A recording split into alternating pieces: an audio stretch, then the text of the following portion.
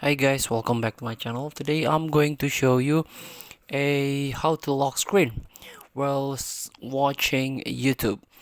So you can download a third app, lock screen. Here you can try to search on the Play Store. You can download touch lock or screen lock here.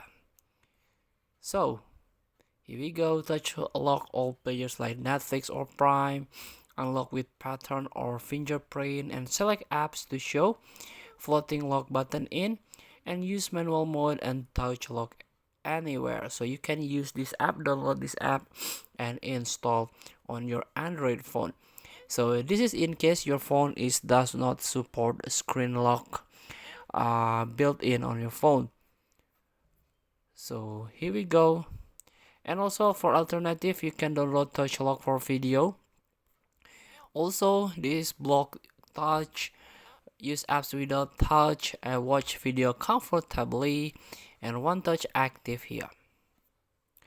So feel free to try to download this app. Thank you for watching. Don't forget to comment, like, and subscribe. And also click the next button below. See you in the next video.